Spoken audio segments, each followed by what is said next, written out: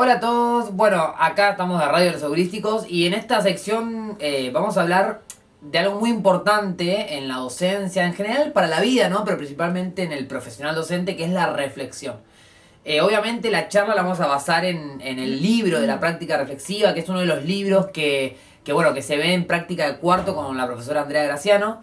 Y que la verdad que consideramos que más allá que no vamos a poder tocar toda la teoría del libro y un montón de conceptos que tiene el libro, pero sí dar una vaga idea de lo que significa la reflexión y la importancia que tiene, porque consideramos que es importante y obviamente no queremos hacer un video tan largo, ¿no? Bueno, para eso invitamos a una estudiante también de la práctica de cuarto, ella es Angélica Ívalo. Hola, Angie. Hola a todos, y acá, como dice Johnny, estamos para hablemos de reflexión. Bueno, y para hablar de reflexión o de cualquier término o definición, uno va obviamente a el diccionario, ¿no? Que es justamente el idioma que hablamos en nuestro idioma, en nuestro país. Y es buscar, bueno, ¿qué es la reflexión en general si le preguntamos a alguien, ¿no? Y bueno, cuando acudimos al diccionario, el diccionario habla que es pensar o considerar una cosa con detenimiento o con cuidado, ¿sí? También dice que es un proceso que permite analizar detenidamente algo.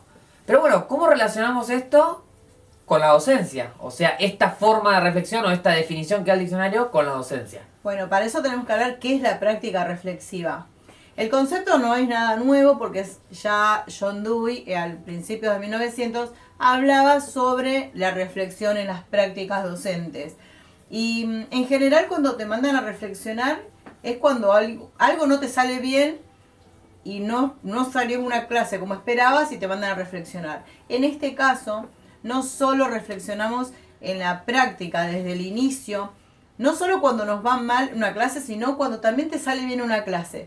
Preparamos una clase que pensamos que no va a estar muy fácil y sale una clase brillante. Y también reflexionamos por qué salió bien una clase y también cuando no nos sale tan bien. Tiene que ver mucho con, parte de lo que decís también con la experiencia, ¿no? Y justamente el texto habla del aprendizaje experiencial, ¿no? Dice como que la experiencia lo trata como el inicio, ¿no? Como que de ahí se tiene que partir, ¿no? De la experiencia.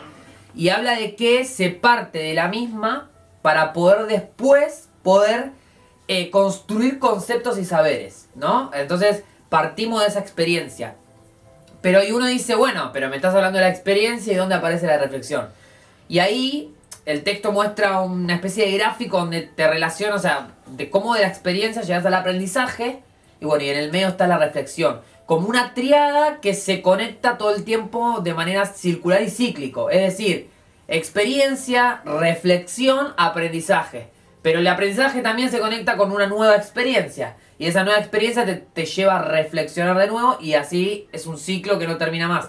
Por eso, de acá ya podemos sacar uno de los primeros puntos de por qué la reflexión es tan importante y es esto de que si yo parto de una experiencia y quiero llegar a un aprendizaje, bueno, no voy a poder llegar si no está la reflexión en el medio. Por eso justamente la práctica reflexiva habla de antes de planificar, durante y después de planificar. Pensar las prácticas. Bien, y ya que nombrás justo la práctica, creo que el texto a lo largo de todo el libro, los dos conceptos fundamentales y que atraviesa todo el libro es la reflexión y la práctica. Justamente por eso el libro, se llama Práctica Reflexiva.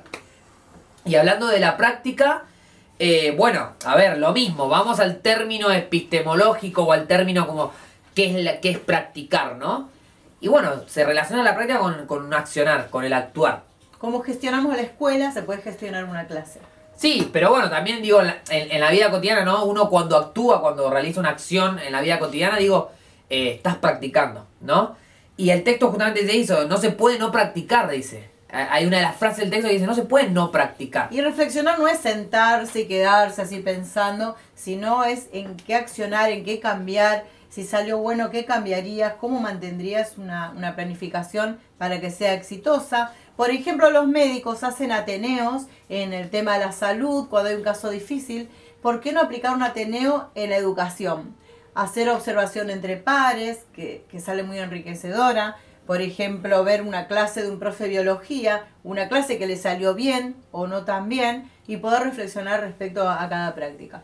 Bueno, y analizar estas cosas y obviamente vemos la conducta, ¿no? Del que está llevando la acción a cabo. Y por eso también el texto habla de que toda conducta es práctica, ¿sí? Entonces, como la práctica está relacionada directamente con la acción, digo, entonces toda conducta es práctica. Por eso es como que todo el tiempo estamos practicando, ¿no? Y habla el texto de que el pensamiento, porque obviamente uno reflexiona y dice, bueno, obviamente uno usa el pensamiento para todo, que el pensamiento necesita de la acción para convertirse en conocimiento.